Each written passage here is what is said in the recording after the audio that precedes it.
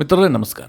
ಮಿತ್ರರೇ, 2 ವಾರಗಳ seize fire ಆಗಿದೆ. ಟ್ರಂಪ್ ಅವರು ಅದನ್ನು ಭಾರಿ ಪ್ರಮಾಣದಲ್ಲಿ ಪ್ರಮೋಟ್ ಮಾಡ್ತಾ ಇದ್ದಾರೆ. ಮುಂದಿನ ದಿನಗಳಲ್ಲಿ ನಾವು ಇರಾನ್ ಜೊತೆಗೆ ಸಂಬಂಧ ಬೆಳೆಸ್ತೀವಿ ಎನ್ನುವ ಹಂತಕ್ಕೆ ಟ್ರಂಪ್ ಮಾತನಾಡ್ತಾ ಇದ್ದಾರೆ. ಆದರೆ ಅಮೆರಿಕ, ಇಸ್ರೇಲ್ ಮತ್ತು ಇರಾನ್ನ ನಡುವೆ ನಿಜವಾಗ್ಲೂ ಯುದ್ಧ ವಿರಾಮ ಆಗಿದೆಯಾ? ಸದ್ಯ ಪರಿಸ್ಥಿತಿ ಏನಾಗಿದೆ? ಇದನ್ನು ನೋಡಿದ್ರೆ ಬೇರೆಯದೇ ರೀತಿಯಲ್ಲಿ ಉತ್ತರ ಸಿಗ್ತಾ ಇದೆ. ಯುದ್ಧ ವಿರಾಮ ಈ ಕ್ಷಣದವರೆಗೂ ಕೂಡ ಜಾರಿಗೆ ಬಂದಿಲ್ಲ. ಇರಾನ್ ಕೂಡ ದಾಳಿ ಮಾಡ್ತಾ ಇದೆ. ಅದಕ್ಕೆ ಪ್ರತಿಯಾಗಿ ಇಸ್ರೇಲ್ ಮತ್ತು ಅಮೆರಿಕದ ಕಡೆಯಿಂದಲೂ ಕೂಡ ದಾಳಿ ಆಗ್ತಿದ್ದ ಬಗ್ಗೆ ವರದಿ ಆಗ್ತಾ ಇದೆ. ದಾಳಿ ಆಗ್ತಾ ಇದೆ, ಆದರೆ ಇಸ್ರೇಲ್ ಹೇಳ್ತಾ ಇದೆ ನಾವು ಮಾಡ್ತಾ ಇಲ್ಲ ಅಂತ. ಅಮೆರಿಕ ಹೇಳ್ತಾ ಇದೆ ನಾವು ದಾಳಿಯನ್ನು ನಿಲ್ಲಿಸಿದೀವಿ ಅಂತ. ಆದರೆ ಇರಾನ್ನ ಒಳಗೆ ಸ್ಫೋಟದ ಸದ್ದು ಮಾತ್ರ ನಿಲ್ತಾ ಇಲ್ಲ. ಇರಾನ್ನ ಎಲ್ಲ ಪತ್ರಿಕೆಗಳು ಕೂಡ ನಮ್ಮ ದೇಶದ ಆ ಭಾಗದಲ್ಲಿ ದಾಳಿ ಆಯಿತು, ಈ ಭಾಗದಲ್ಲಿ ದಾಳಿ ಆಯಿತು, ಈ ರೀತಿಯ ವರದಿಗಳನ್ನು ಪ್ರಕಟಿಸ್ತಾ ಇದ್ದಾವೆ. ಹಾಗಾದರೆ ಯುದ್ಧ ವಿರಾಮದ ಕತೆ ಏನಾಯಿತು? ಮುಂದೇನಾಗತ್ತೆ? ಏನೇನು ಬೆಳವಣಿಗೆ ಆಗ್ತಾ ಇದೆ? ಎಲ್ಲವುದನ್ನು ಈ ವಿಡಿಯೋದಲ್ಲಿ ನಿಮಗೆ ಡೀಟೇಲ್ ಆಗಿ ತಿಳಿಸ್ಕೊಡುವಂತಹ ಪ್ರಯತ್ನ ಮಾಡ್ತೀನಿ. ನೀವು ಈ ವಿಡಿಯೋನ ಕೊನೆವರೆಗೂ ಮಿಸ್ ಮಾಡದೆ ನೋಡಿ. ಮೊದಲನೇದಾಗಿ, ಈ ಯುದ್ಧ ವಿರಾಮ ಆಗಿದ್ಯಾಕೆ? ಟ್ರಂಪ್ ಅವರು ಯಾಕೋಸ್ಕರವಾಗಿ ಯುದ್ಧ ವಿರಾಮ ಆಗಬೇಕು ಅಂತ ಇಷ್ಟೆಲ್ಲ ಹರಸಾಹಸ ಪಟ್ಟರು? ಸ್ಟ್ರೀಟ್ ಆಫ್ ಹರ್ಮೋಸ್ ಅನ್ನು ಓಪನ್ ಮಾಡಬೇಕು. ಇದು ಟ್ರಂಪ್ ಅವರ ಏಕೈಕ ಗುರಿಯಾಗಿತ್ತು. ಟ್ರಂಪ್ ಇರಾನ್ಗೆ ಧಮಕಿ ಹಾಕಿದ್ದು ಕೂಡ ಇದೇ ವಿಚಾರಕ್ಕೆ. ಒಂದು ವೇಳೆ ಸ್ಟ್ರೀಟ್ ಆಫ್ ಹರ್ಮೋಸ್ ಅನ್ನು ನೀವೇನಾದರೂ ಓಪನ್ ಮಾಡದೇ ಇದ್ರೆ ನಾವು ಭಯಾನಕವಾದಂತಹ ದಾಳಿ ಮಾಡ್ತೀವಿ, ನಿಮ್ಮ ಸಿವಿಲೈಸೇಷನ್ ಅನ್ನೇ ನಾಶ ಮಾಡಿ ಹಾಕ್ತೀವಿ ಅಂತ ಟ್ರಂಪ್ ಧಮಕಿ ಹಾಕಿದ್ರು. ಟ್ರಂಪ್ ಅವರ ಈ ಧಮಕಿ ಇರಾನ್ಗೆ ಸಹಜವಾಗಿ ಭಯವನ್ನು ಹುಟ್ಟಿಸಿತ್ತು. ಯಾಕೆ ಅಂತಂದ್ರೆ ಟ್ರಂಪ್ ಕೇವಲ ಟ್ರೂತ್ ಸೋಷಲ್ನಲ್ಲಿ ಪೋಸ್ಟ್ ಹಾಕಿದ್ದು ಮಾತ್ರ ಅಲ್ಲ, ಡೇ ಟು ಟೈಮ್ ಅನ್ನು ಕೂಡ ಕೊಟ್ಟುಬಿಟ್ಟಿದ್ರು. ಏನ್ ಬೇಕಾದ್ರೂ ಆಗಬಹುದು ಅನ್ನುವಂತಹ ಪರಿಸ್ಥಿತಿ ಇತ್ತು. ಇರಾನ್ ಸೀಸ್ ಫೈರ್ಗೆ ಒಪ್ಕೊಳ್ತು. ಯುದ್ಧ ವಿರಾಮ ಆಗಿ ಈಗಾಗಲೇ 1 ದಿನ ಕಳೆದು ಹೋಗಿದೆ. ಆದರೆ ಈವರೆಗೆ ಸ್ಟ್ರೀಟ್ ಆಫ್ ಹರ್ಮೋಸ್ ಓಪನ್ ಆಗಿಲ್ಲ. ಪೂರ್ಣ ಪ್ರಮಾಣದಲ್ಲಿ ಓಪನ್ ಮಾಡೋದಕ್ಕೆ ಇರಾನ್ ತಯಾರಿಲ್ಲ. ಇದಕ್ಕೆ ಅನೇಕ ಕಾರಣಗಳಿದ್ದಾವೆ. ನಾನು 1 ಬೈ 1 ವಿವರಿಸ್ತಾ ಹೋಗ್ತೀನಿ. ಮೊದಲನೇದಾಗಿ, ಅಮೆರಿಕದ ನ್ಯೂಯಾರ್ಕ್ ಟೈಮ್ಸ್ ವರದಿ ಮಾಡಿರುವಂತೆ ಸ್ಟ್ರೀಟ್ ಆಫ್ ಹರ್ಮೋಸ್ನಲ್ಲಿ ಈಗಲೂ ಕೂಡ ಆತಂಕದ ವಾತಾವರಣ ಇದೆ. ಪೂರ್ಣ ಪ್ರಮಾಣದಲ್ಲಿ ಓಪನ್ ಮಾಡೋದಕ್ಕೆ ಇರಾನ್ ಸಿದ್ಧ ಇಲ್ಲ, ಹೀಗಂತ ನ್ಯೂಯಾರ್ಕ್ ಟೈಮ್ಸ್ ಹೇಳ್ತಾ ಇದೆ. ಇನ್ನೊಂದು ಕಡೆಯಲ್ಲಿ 800ಕ್ಕೂ ಹೆಚ್ಚು ಹಡಗುಗಳು ಈಗಾಗಲೇ ಪರ್ಷಿಯನ್ ಗಲ್ಫ್ನಲ್ಲಿದ್ದಾವೆ. ಅದರಲ್ಲಿ ಕೆಲ ಹಡಗುಗಳು ಕಳೆದ 40 ದಿನಗಳಿಂದ ಅಲ್ಲೇ ಇದ್ದಾವೆ. ಅವೆಲ್ಲವೂ ಕೂಡ ಈ ಯುದ್ಧ ವಿರಾಮ ಆಗ್ತಿದ್ದ ಹಾಗೆ ನಾವು ಆಚೆ ಕಡೆ ಹೋಗ್ಬಿಡ್ತೀವಿ ಅಂತ ಟ್ರೈ ಮಾಡ್ತಾ ಇದ್ದಾವೆ. ಆದರೆ ಇರಾನ್ ಯಾವುದಕ್ಕೂ ಕೂಡ ಕ್ಲಿಯರೆನ್ಸ್ ಕೊಡ್ತಾ ಇಲ್ಲ.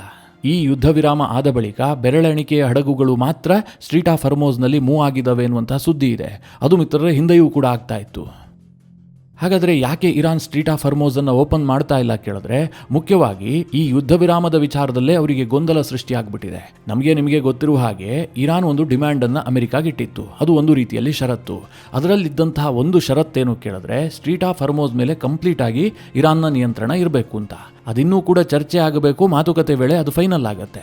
ಆದರೆ ಇರಾನ್ನ ಇನ್ನೊಂದು ದೊಡ್ಡ ಡಿಮ್ಯಾಂಡ್ ಏನಾಗಿತ್ತು ಅಂತಂದ್ರೆ, ಯುದ್ಧ ವಿರಾಮ ಕೇವಲ ಇರಾನ್ಗೆ ಮಾತ್ರ ಅಲ್ಲ, ಅದು ಲೆಬನಾನ್ಗೂ ಕೂಡ ಇರಬೇಕು ಅಂತ ಇರಾನ್ನ ಡಿಮ್ಯಾಂಡ್ ಆಗಿತ್ತು. ಆದರೆ ಲೆಬನಾನ್ನಲ್ಲಿ ಯುದ್ಧ ವಿರಾಮ ಇಲ್ಲ ಅಂತ ಇಸ್ರೇಲ್ ಹೇಳ್ತಾ ಇದೆ. ಅಮೆರಿಕದ ಉಪಾಧ್ಯಕ್ಷ JD ವ್ಯಾನ್ಸ್ ಕೂಡ ಇದನ್ನೇ ಹೇಳಿದ್ದಾರೆ. ಇದು ಮಿಸ್ಅಂಡರ್ಸ್ಟ್ಯಾಂಡಿಂಗ್ ಅಷ್ಟೇ, ಲೆಬನಾನ್ ವಿಚಾರವನ್ನು ಪ್ರಸ್ತಾಪ ಮಾಡಿಯೇ ಇಲ್ಲ.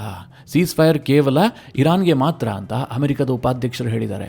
ಮಿತ್ರರೇ, ಹೀಗಾಗಿ ಗೊಂದಲ ನಿರ್ಮಾಣ ಆಗಿದೆ. ಇರಾನ್ ಡಿಮ್ಯಾಂಡ್ ಮಾಡ್ತಾ ಇದೆ ಯುದ್ಧ ವಿರಾಮ ಅಂತಂದ್ರೆ ಅದು ಲೆಬನಾನ್ಗೂ ಸೇರಿ ಆಗಬೇಕು. ಒಂದು ವೇಳೆ ಲೆಬನಾನ್ ಮೇಲೆ ಇಸ್ರೇಲ್ ಇದೇ ಮಾದರಿಯಲ್ಲಿ ದಾಳಿ ಮಾಡ್ತಾ ಇದ್ರೆ ನಾವು ಕೂಡ ಪ್ರತಿ ದಾಳಿಯನ್ನ ಮಾಡ್ತೀವಿ, ಸ್ಟ್ರೀಟ್ ಆಫ್ ಹರ್ಮೋಸ್ ಅನ್ನ ಓಪನ್ ಮಾಡೋದಿಲ್ಲ, ಇದು ಮುಚ್ಚಿದ ಸ್ಥಿತಿಯಲ್ಲೇ ಇರುತ್ತೆ ಅಂತ ಇರಾನ್ ಹೇಳ್ತಾ ಇದೆ. ಅಂದರೆ ಗೊಂದಲ. ಈ ಯುದ್ಧ ವಿರಾಮ ಅಲ್ಲ, ಟ್ರೂತ್ ಸೋಷಲ್ನಲ್ಲಾದಂತಹ ಸಂದರ್ಭದಲ್ಲಿ ಇದೇ ರೀತಿಯಾಗುತ್ತೆ. ನಿಮಗೆ ನೆನಪಿರಲಿ, ಭಾರತ ಮತ್ತು ಪಾಕಿಸ್ತಾನದ ನಡುವೆ ಆಪರೇಷನ್ ಸಿಂಧೂರ ಆಯ್ತಲ್ಲ, ಅದಾಗ್ತಿದ್ದ ಹಾಗೆ ಹಾಟ್ಲೈನ್ ಮೂಲಕವಾಗಿ ಭಾರತದ DGMO ಮತ್ತು ಪಾಕಿಸ್ತಾನದ DGMO ನೇರವಾಗಿ ಮಾತನಾಡಿದ್ರು. ಏನೇನು ವಿಚಾರಗಳಿದಾವೋ ಅದನ್ನು ಸ್ಪಷ್ಟಪಡಿಸಲಾಯಿತು. ಗೊಂದಲಗಳಿರಬಾರ್ದು. ಅವರು ಬಾಂಬ್ ಹಾಕ್ತಾರೋ, ಇವರು ಬಾಂಬ್ ಹಾಕ್ತಾರೋ, ಯಾವಾಗ ಬೇಕಾದರೂ ರೀಸ್ಟಾರ್ಟ್ ಆಗಬಹುದು. ಈ ರೀತಿಯ ಗೊಂದಲಗಳಿದ್ರೆ ಯುದ್ಧ ವಿರಾಮ ಆಗೋದಕ್ಕೆ ಸಾಧ್ಯವೇ ಇಲ್ಲ. ಆದರೆ ಟ್ರಂಪ್ ಗೊತ್ತಲ್ಲ, ಟ್ರೂತ್ ಸೋಷಲ್ನಲ್ಲೇ ಎಲ್ಲ ವ್ಯವಹಾರ ಮಾಡಿ ಮುಗಿಸುವಂತಹ ಒಬ್ಬ ವ್ಯಕ್ತಿ. ಹೀಗಾಗಿ ಸ್ಟ್ರೀಟ್ ಆಫ್ ಹರ್ಮೋಸ್ ಮುಚ್ಚಿದ ಸ್ಥಿತಿಯಲ್ಲೇ ಇದೆ. ಇದು ಎಲ್ಲಿವರೆಗೆ ಮುಚ್ಚಿರಬಹುದು ಗೊತ್ತಿಲ್ಲ. ಇನ್ನೊಂದು ಕಡೆಯಲ್ಲಿ ಅಮೆರಿಕ ಮತ್ತು ಇರಾನ್ನ ನಡುವೆ ಪಾಕಿಸ್ತಾನದ ಇಸ್ಲಾಮಾಬಾದ್ನಲ್ಲಿ ಮಾತುಕತೆ ಆಗುತ್ತಲ್ಲ, ಇದರ ಬಗ್ಗೆಯೂ ಕೂಡ ಗೊಂದಲ ಇದೆ. ಇರಾನ್ ಮಾತುಕತೆಗೇನೋ ಒಪ್ಕೊಂಡಿದೆ, ಆದರೆ ಸದ್ಯದ ಪರಿಸ್ಥಿತಿಯನ್ನು ನೋಡಿದ್ರೆ ಅವರು ಮಾತುಕತೆಗೆ ಬರ್ತಾರಾ ಅನ್ನೋದ್ರ ಬಗ್ಗೆ ಡೌಟ್ ಇದೆ. ಆದರೆ ವೈಟ್ ಹೌಸ್ ಹೇಳ್ತಾ ಇದೆ ನಿಗದಿಯಂತೆ ಮಾತುಕತೆ ನಡೆಯುತ್ತೆ, ಪಾಕಿಸ್ತಾನಕ್ಕೆ ನಮ್ಮ ತಂಡ ಹೋಗುತ್ತೆ ಅಂತ ವೈಟ್ ಹೌಸ್ ಹೇಳಿದೆ. ಇನ್ನು ಮಿತ್ರರೇ, ಈ ಲೆಬನಾನ್ ವಿಚಾರದಲ್ಲಿ ಅಮೆರಿಕ ಇಸ್ರೇಲ್ ಅನ್ನ ಒಪ್ಪಿಸೋದಕ್ಕೆ ಸಾಧ್ಯ ಆಗ್ತಾ ಇಲ್ಲ. ಲೆಬನಾನ್ನಲ್ಲಿ ಇಸ್ರೇಲ್ ಒಂದು ಹೆಜ್ಜೆಯನ್ನು ಮುಂದಿಟ್ಟಿದೆ. ಅಲ್ಲಿ ಅವರ ಗುರಿಯೂ ಕೂಡ ಬೇರೆ ಆಗಿದೆ. ಅಲ್ಲಿ ಕೇವಲ ಹಿಜ್ಬುಲ್ಲಾಗಳನ್ನು ನಾಶ ಮಾಡೋದು ಮಾತ್ರ ಇಸ್ರೇಲ್ನ ಗುರಿಯಲ್ಲ. ಇಷ್ಟೆಲ್ಲ ಯುದ್ಧ ಮಾಡಿದ್ದೀವಿ, ನಮಗೇನಾದರೂ ಲಾಭ ಆಗೋದು ಬೇಡವಾ? ಲೆಬನಾನ್ನ ಅರ್ಧ ಭಾಗವನ್ನು ನಾವು ತೆಗೆದುಕೊಳ್ಬೇಕು ಅಂತ ಇಸ್ರೇಲ್ ಪ್ಲಾನ್ ಮಾಡಿಕೊಂಡಿದೆ. ದಕ್ಷಿಣ ಲೆಬನಾನ್ನ ಬಹುಭಾಗವನ್ನು ಇಸ್ರೇಲ್ ಈಗಾಗಲೇ ಕಂಟ್ರೋಲ್ ಮಾಡ್ತಾ ಇದೆ. ಯಾವಾಗ ಈ ಸೀಸ್ ಫೈರ್ ವಿಚಾರ ಬಂತೋ ಇಸ್ರೇಲ್ ತನ್ನ ದಾಳಿಯನ್ನು ಇನ್ನಷ್ಟು ತೀವ್ರಗೊಳಿಸಿದೆ. ನಿನ್ನೆ ನಡೆಸಿದಂತಹ ದಾಳಿಯಲ್ಲಿ ಲೆಬನಾನ್ನಲ್ಲಿ ಸರಿಸುಮಾರು 112 ಮಂದಿ ಸಾವಿಗೀಡಾಗಿದ್ದಾರೆ, 837 ಮಂದಿಗೆ ಗಾಯ ಆಗಿದೆ ಅಂತ ಲೆಬನಾನ್ನ ಹೆಲ್ತ್ ಮಿನಿಸ್ಟ್ರಿ ಹೇಳಿದೆ. ಇದು ಯುದ್ಧ ವಿರಾಮ ಘೋಷಣೆ ಆದ ಬಳಿಕ ಆಗಿದ್ದು. ಅಂದರೆ ಇಸ್ರೇಲ್ ಸ್ಪಷ್ಟವಾಗಿ ಏನು ಸಂದೇಶ ಕೊಡ್ತಾ ಇದೆ ಅಂತಂದರೆ, ಈ ಯುದ್ಧ ವಿರಾಮ ಕೇವಲ ಅಮೆರಿಕ ಮತ್ತು ಇರಾನ್ನ ನಡುವೆ ಆಗಿದ್ದೇ ಹೊರತು ಲೆಬನಾನ್ ಇಸ್ರೇಲ್ ನಡುವಿನ ವಿಚಾರಕ್ಕೆ ಇದು ಸಂಬಂಧವೇ ಪಟ್ಟಿಲ್ಲ ಅಂತ ತೋರಿಸೋದಕ್ಕೋಸ್ಕರವಾಗಿ ಅವರು ಅಷ್ಟು ತೀವ್ರವಾಗಿ ದಾಳಿ ಮಾಡ್ತಾ ಇದ್ದಾರೆ. ಆದರೆ ಕೆನಡಾ, ಫ್ರಾನ್ಸ್ ಸೇರಿದಂತೆ ಬಹುತೇಕ ಪಾಶ್ಚಿಮಾತ್ಯ ರಾಷ್ಟ್ರಗಳು ಲೆಬನಾನ್ಗೂ ಕೂಡ ಯುದ್ಧ ವಿರಾಮ ವಿಸ್ತರಣೆ ಆಗಬೇಕು, ಇಸ್ರೇಲ್ ಅಲ್ಲಿ ಯುದ್ಧವನ್ನು ನಿಲ್ಲಿಸಬೇಕು ಅಂತ ಒತ್ತಾಯ ಮಾಡ್ತಾ ಇದ್ದಾರೆ. ಮಿತ್ರರೇ, ಈ ದೊಡ್ಡ ಯುದ್ಧದ ನಡುವೆ ಲೆಬನಾನ್ ವಿಚಾರ ಅಷ್ಟು ಹೈಲೈಟ್ ಆಗಿಲ್ಲ. ಆದರೆ ಇಸ್ರೇಲ್ ಅಲ್ಲಿ ಮಾಡಿದಂತಹ ವಿಧ್ವಂಸ ಇದೆಯಲ್ಲ, ಊಹೆಗೂ ನಿಲುಕದ್ದು. ಕಳೆದ 1 ತಿಂಗಳ ಈ ಯುದ್ಧದಲ್ಲಿ ಲೆಬನಾನ್ನಲ್ಲಿ 10 ಲಕ್ಷ ಜನ ನಿರಾಶ್ರಿತರಾಗಿದ್ದಾರೆ. ಅವರೆಲ್ಲರೂ ಮನೆ ಕಳ್ಕೊಂಡಿದ್ದಾರೆ. ದಕ್ಷಿಣ ಲೆಬನಾನ್ನಿಂದ ಕೆಲವರು ಉತ್ತರ ಲೆಬನಾನ್ಗೆ ವಲಸೆ ಹೋಗಿದ್ದಾರೆ. ಬಹಳ ದೊಡ್ಡ ಹ್ಯುಮ್ಯಾನಿಟೇರಿಯನ್ ಕ್ರೈಸಿಸ್ ಉಂಟಾಗಿದೆ. ಹೇಗೆ ಗಾಜಾವನ್ನು ಇಸ್ರೇಲ್ ಪುಡಿ ಮಾಡಿ ಅದರ ಮೇಲೆ ಕಂಪ್ಲೀಟ್ ನಿಯಂತ್ರಣವನ್ನು ಸಾಧಿಸಿತ್ತೋ, ಈಗ ಲೆಬನಾನ್ನ ದಕ್ಷಿಣ ಭಾಗದಲ್ಲೂ ಕೂಡ ಹಾಗೆ ಮಾಡೋದಕ್ಕೆ ಇಸ್ರೇಲ್ ಹೊರಟಿದೆ. ಆದರೆ ಲೆಬನಾನ್ಗೆ ದೊಡ್ಡ ಮಟ್ಟದಲ್ಲಿ ಸಪೋರ್ಟ್ ಮಾಡ್ತಾ ಇರುವಂಥದ್ದು ಫ್ರಾನ್ಸ್. ಒಂದು ಕಾಲದಲ್ಲಿ ಲೆಬನಾನ್ ಪ್ರಾಂತ್ಯದಲ್ಲಿ ಫ್ರಾನ್ಸ್ನ ಹಿಡಿತಾ ಇತ್ತು. ಈ ಕಾರಣದಿಂದಾಗಿ ಅಲ್ಲಿ ಫ್ರಾನ್ಸ್ ಭಾಷೆಯನ್ನು ಮಾತನಾಡುವಂಥವರು ಸಾಕಷ್ಟು ಸಂಖ್ಯೆಯಲ್ಲಿದ್ದಾರೆ. ಜೊತೆಗೆ ದೊಡ್ಡ ಪ್ರಮಾಣದಲ್ಲಿ ಕ್ರಿಶ್ಚಿಯನ್ ಪಾಪ್ಯುಲೇಷನ್ ಕೂಡ ಇದೆ. ಈ ಕಾರಣದಿಂದಾಗಿ ಫ್ರಾನ್ಸ್ ಮತ್ತು ಲೆಬನಾನ್ನ ನಡುವೆ ಒಂದು ಭಾವನಾತ್ಮಕ ಸಂಬಂಧ ಇದೆ. ಲೆಬನಾನ್ ವಿಚಾರದಲ್ಲಿ ಯಾವ ಹಂತಕ್ಕೆ ಫ್ರಾನ್ಸ್ ಸಪೋರ್ಟ್ ಮಾಡುತ್ತೆ ಅಂತಂದರೆ, ಇಸ್ರೇಲನ್ನು ಮೊದಲಿನಿಂದಲೂ ಕೂಡ ಅವರು ಖಂಡಿಸ್ತಲೇ ಬಂದಿದ್ದಾರೆ. ಈ ಯುದ್ಧದ ನಡುವೆಯೇ ಟ್ರಂಪ್ ಮತ್ತು ಫ್ರಾನ್ಸ್ನ ನಡುವೆ ಒಮ್ಮೆ ಸಂಘರ್ಷ ಶುರುವಾಗಿತ್ತು. ನಿಮಗೆಲ್ಲ ನೆನಪಿರಬಹುದು. ಅಮೆರಿಕ ಇಸ್ರೇಲ್ಗೆ ಶಸ್ತ್ರಾಸ್ತ್ರವನ್ನು ಸಾಗಾಟ ಮಾಡೋದಕ್ಕೆ ನಮ್ಮ ಏರ್ ಸ್ಪೇಸ್ ಅನ್ನು ಕೊಡೋದಿಲ್ಲ ಅಂತ ಫ್ರಾನ್ಸ್ನ ಅಧ್ಯಕ್ಷ ಹೇಳಿದ್ರು. ಈಗ ಯುದ್ಧ ವಿರಾಮ ಆಗಿದೆಯಲ್ಲ, ಇದು ಲೆಬನಾನ್ಗೂ ಕೂಡ ವಿಸ್ತರಣೆ ಆಗಬೇಕು. ಇಸ್ರೇಲ್ ಯಾವುದೇ ಕಾರಣಕ್ಕೂ ಕೂಡ ಲೆಬನಾನ್ನ 1 ಇಂಚು ಭೂಮಿಯನ್ನು ಪಡೆದುಕೊಳ್ಬಾರ್ದು ಅಂತ ಫ್ರಾನ್ಸ್ ಪ್ರಯತ್ನ ಮಾಡ್ತಾ ಇದೆ. ಆ ರೀತಿಯಾಗಿ ಒತ್ತಡ ಹಾಕ್ತಾ ಇದೆ. ಆದರೆ ಇಸ್ರೇಲ್ ಮೇಲೆ ಯಾರಾದರೂ ಒತ್ತಡ ಹಾಕಬಹುದು ಅಂತ ನಿಮಗೆ ಅನಿಸುತ್ತಾ? ಇಸ್ರೇಲ್ ಏನಾದರೂ ಸ್ವಲ್ಪನಾದರೂ ಯಾರ್ದಾರು ಮಾತು ಕೇಳುತ್ತೆ ಅಂತಂದರೆ ಅದು ಅಮೆರಿಕದ್ದು ಮಾತ್ರ. ಹೀಗಾಗಿ ಈ ಯುದ್ಧ ವಿರಾಮಕ್ಕೆ ಲೆಬನಾನ್ನ ವಿಚಾರ ಇದೆಯಲ್ಲ, ಇದೇ ಮುಳುವಾಗುವಂಥ ಸಾಧ್ಯತೆಗಳಿದ್ದಾವೆ. ಅಂದರೆ ಇರಾನ್ ಇದೇ ವಿಚಾರವನ್ನು ಇಟ್ಟುಕೊಂಡು ಯುದ್ಧವನ್ನು ಕಂಟಿನ್ಯೂ ಮಾಡುವಂಥ ಸಾಧ್ಯತೆಗಳಿದ್ದಾವೆ.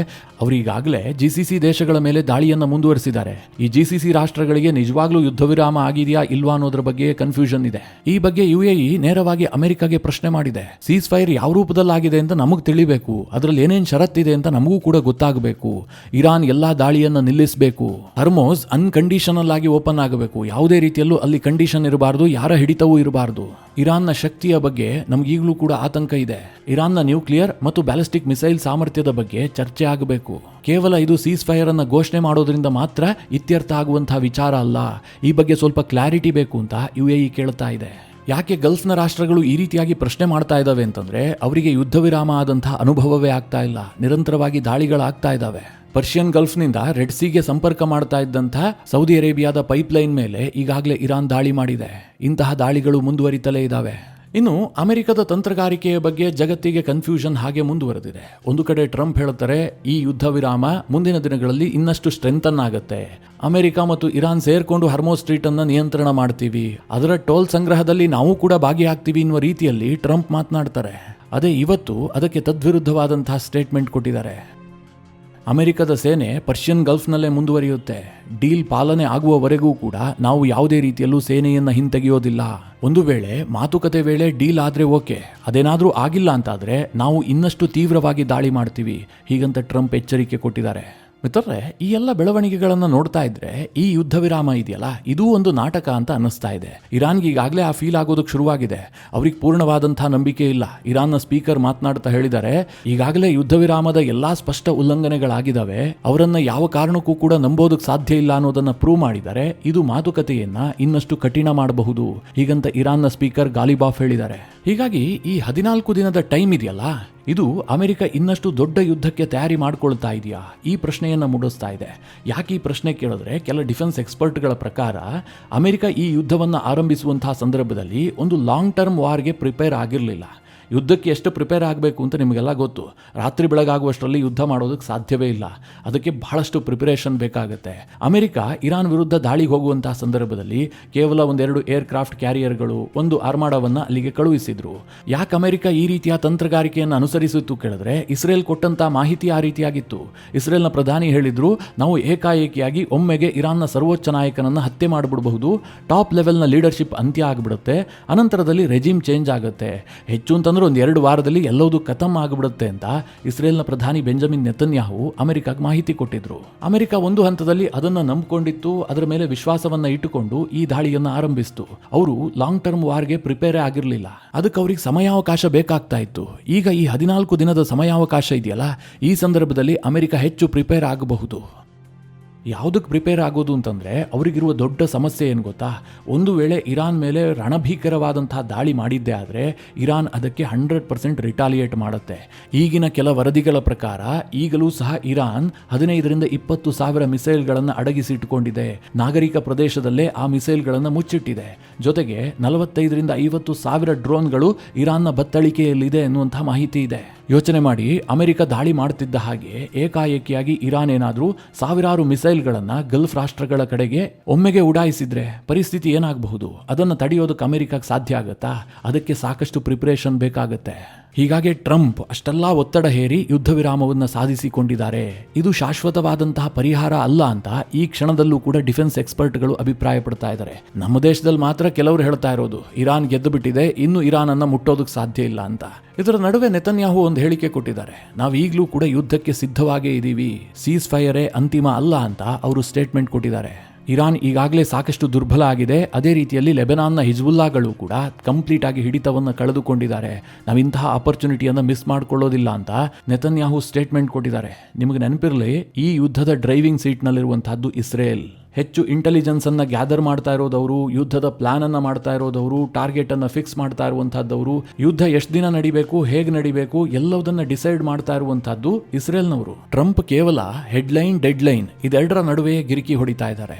ಟ್ರಂಪ್ ಅವರ ಸಿಟ್ಟು ಮತ್ತೆ ನ್ಯಾಟೋದ ಕಡೆಗೆ ತಿರುಗಿದೆ. ಗ್ರೀನ್ಲ್ಯಾಂಡ್ ಅನ್ನ ಪುನಃ ಪ್ರಸ್ತಾಪ ಮಾಡಿದ್ದಾರೆ.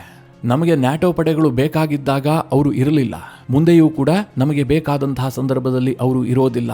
ಗ್ರೀನ್ಲ್ಯಾಂಡ್ ಅನ್ನು ನೆನಪಿಟ್ಟುಕೊಳ್ಳಿ. ಹೀಗಂತ ಟ್ರಂಪ್ ಒಂದು ಮಾರ್ಮಿಕವಾದಂತಹ ಟ್ರೂತ್ ಸೋಷಿಯಲ್ ಪೋಸ್ಟ್ ಹಾಕಿದ್ದಾರೆ. ಇನ್ನೊಂದು ಕಡೆ ವಾಲ್ ಸ್ಟ್ರೀಟ್ ಜರ್ನಲ್ ವರದಿ ಮಾಡ್ತಾ ಇದೆ, ಈಗಾಗಲೇ ಅಮೆರಿಕ ಒಂದು ಪ್ಲಾನ್ ಮಾಡಿಕೊಂಡಿದೆ. ಯಾವ ನ್ಯಾಟೋ ದೇಶಗಳು ಅಮೆರಿಕಾಗೆ ಸಹಕಾರವನ್ನು ಕೊಡ್ತಾ ಇಲ್ವೋ, ಅಮೆರಿಕದ ವಿರುದ್ಧವಾಗಿ ಮಾತನಾಡ್ತಾ ಇದ್ದಾವೋ, ಆ ದೇಶದಲ್ಲಿ ಅಮೆರಿಕ ಸೇನೆಯನ್ನು ಇಟ್ಟಿದೆಯಲ್ಲ, ಅದನ್ನು ವಾಪಸ್ ಕರೆಸ್ಕೊಂಡು ಯಾರು ಅಮೆರಿಕಾಗೆ ಬೆಂಬಲವನ್ನು ಕೊಡ್ತಾ ಇದ್ದಾರೋ ಅಲ್ಲಿ ಸಂಖ್ಯೆಯನ್ನು ಹೆಚ್ಚು ಮಾಡೋದಕ್ಕೆ ಅಮೆರಿಕ ತೀರ್ಮಾನ ಮಾಡ್ತಾ ಇದೆ. ಹೀಗಂತ ವಾಲ್ ಸ್ಟ್ರೀಟ್ ಜರ್ನಲ್ ವರದಿಯನ್ನು ಪ್ರಕಟಿಸಿದೆ. ನಿಮಗೆ ಕ್ಲಿಯರ್ ಆಗಿ ಅರ್ಥ ಆಗಬೇಕು ಅಂತಂದ್ರೆ, ಈ ಇರಾನ್ ಯುದ್ಧ ಶುರುವಾದ ಬಳಿಕ ಸ್ಪೇನ್ ಅಮೆರಿಕಾಗೆ ದೊಡ್ಡ ಅಸಹಕಾರವನ್ನು ತೋರಿಸಿತ್ತು. ಅವರು ತನ್ನ ಏರ್ ಸ್ಪೇಸ್ ಅನ್ನು ಟೋಟಲಿ ಅಮೆರಿಕಾಗೆ ಮುಚ್ಚಿದ್ರು. ಎರಡನೇದಾಗಿ ಫ್ರಾನ್ಸ್ ಕೂಡ ಅದೇ ರೀತಿಯಾಗಿ ನಿರ್ಧಾರ ಕೈಗೊಂಡಿತ್ತು. ಇಟಲಿಯೂ ಒಂದು ಹಂತಕ್ಕೆ ಅಮೆರಿಕಾಗೆ ತಿರುಗಿ ಬಿದ್ದಿತ್ತು. ಜರ್ಮನಿಯೂ ಕೂಡ ಈ ಯುದ್ಧ ನಮ್ಮದಲ್ಲ ಅಂತ ಹೇಳಿಕೆ ಕೊಟ್ಟಿತ್ತು. ಇದೆಲ್ಲದರಿಂದ ಅಮೆರಿಕ ಕೆರಳಿ ಕೆಂಡ ಆಗಿಬಿಟ್ಟಿದೆ. ಇವೆಲ್ಲವೂ ಕೂಡ ನ್ಯಾಟೋದ ರಾಷ್ಟ್ರಗಳೇ. ಈಗ ಅಮೆರಿಕ ಏನ್ ಪ್ಲಾನ್ ಮಾಡ್ತಾ ಇದೆ ಅಂತಂದ್ರೆ, ಇಲ್ಲಿರುವಂತಹ ಅಮೆರಿಕದ ಸೇನೆ ಅಂದ್ರೆ ನ್ಯಾಟೋದ ಭಾಗವಾಗಿ ಅಮೆರಿಕದ ಸೇನೆಯನ್ನ ಈ ದೇಶಗಳಲ್ಲಿ ಇಟ್ಟಿದೆಯಲ್ಲ, ಅದನ್ನೆಲ್ಲ ವಾಪಸ್ ಕರೆಸ್ಕೊಂಡು ಈ ಯುದ್ಧದಲ್ಲಿ ಅತಿ ಹೆಚ್ಚು ಬೆಂಬಲ ಕೊಟ್ಟಂತಹ ನ್ಯಾಟೋದ ರಾಷ್ಟ್ರಗಳಲ್ಲಿ ಆ ಸೇನೆಯನ್ನು ಡಿಪ್ಲಾಯ್ ಮಾಡೋದಕ್ಕೆ ಅಮೆರಿಕದ ಟ್ರಂಪ್ ಸರ್ಕಾರ ನಿರ್ಧಾರ ಮಾಡಿದೆ. ಇದು ವಾಲ್ ಸ್ಟ್ರೀಟ್ ಜರ್ನಲ್ ವರದಿಯ ಸಾರ. ಇದನ್ನು ಕೂಡ ತಳ್ಳಿ ಹಾಕೋದಕ್ಕಾಗೋದಿಲ್ಲ. ಟ್ರಂಪ್ ಏನ್ ಬೇಕಾದ್ರೂ ಮಾಡಬಹುದು.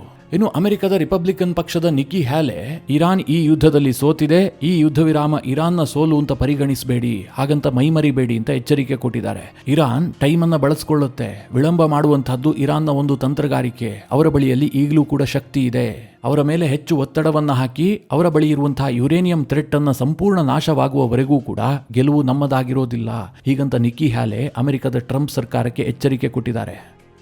ಇನ್ನು ಪಾಕಿಸ್ತಾನದ ಮೂಲಕವಾಗಿ ಇರಾನ್ 10 ಅಂಶಗಳ ಒಂದು ಷರತ್ತನ್ನು ಅಮೆರಿಕಾಗೆ ಕಳುಹಿಸಿದೆ. ಅಮೆರಿಕದ ಟ್ರಂಪ್ ಸರ್ಕಾರ ಅದನ್ನು ಒಪ್ಕೊಂಡಿದೆ ಅಂತ ನ್ಯೂಯಾರ್ಕ್ ಟೈಮ್ಸ್ ಮತ್ತು CNN ವರದಿ ಮಾಡಿದ್ವಲ್ಲ, ಇದನ್ನು ಟ್ರಂಪ್ ಅವರು ವಿಪರೀತವಾಗಿ ಟೀಕೆ ಮಾಡಿದ್ದಾರೆ.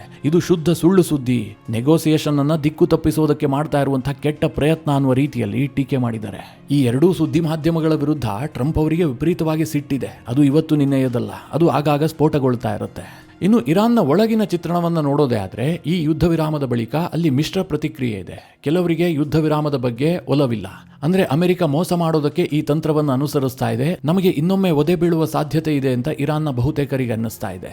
ಇನ್ ಕೆಲವರಿಗೆ ಏನು ಅನ್ನಿಸ್ತಾ ಇದೆ ಅಂತಂದ್ರೆ, ಯಾಕಾದ್ರೂ ಅಮೆರಿಕ ಯುದ್ಧ ನಿಲ್ಲಿಸ್ತು, ರೆಜಿಮ್ ಚೇಂಜ್ ಒಂದೇ ಇದಕ್ಕೆ ಪರಿಹಾರ ಅಂತ ಅವ್ರು ಹೇಳ್ತಾ ಇದ್ದಾರೆ. ಅಂದ್ರೆ ಸರ್ಕಾರದ ವಿರೋಧಿಗಳಿಗೆ ಈ ಭಾವನೆ ಇದೆ.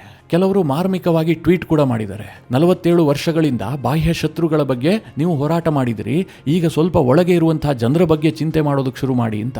ಅಂದ್ರೆ ಈ ರೆಜಿಮ್ ಕಳೆದ 47 ವರ್ಷಗಳಿಂದ ಮಾಡಿದ್ದೇನು ಕೇಳಿದ್ರೆ, ಅಮೆರಿಕಾಗೆ ಸಾವಾಗಲಿ ಇಸ್ರೇಲ್ಗೆ ಸಾವಾಗಲಿ ಇದೆರಡೇ ಘೋಷಣೆ ಅವರದ್ದು. ಇದೇ ಧ್ಯೇಯ ವಾಕ್ಯ ಆಗಿತ್ತು. ಇದರ ಪರಿಣಾಮ ಏನು ಕೇಳಿದ್ರೆ, ಆ ಘೋಷಣೆ ಕೂಗ್ದ ಎಲ್ಲರೂ ಕೂಡ ಇವತ್ತು ಜನ್ನತ್ಗೆ ಹೋಗ್ಬಿಟ್ಟಿದ್ದಾರೆ. ಅದಕ್ಕೆ ಅಲ್ಲಿನ ಜನ ಹೇಳ್ತಾ ಇದ್ದಾರೆ, ಇನ್ನು ಹೊರಗಿನ ಶತ್ರುಗಳ ಬಗ್ಗೆ ಚಿಂತೆ ಬಿಟ್ಟು ಬಿಡಿ, ದೇಶದ ಒಳಗೆ ಇರುವಂತಹ ಜನರ ಬಗ್ಗೆ ಯೋಚನೆ ಮಾಡಿ ಅಂತ.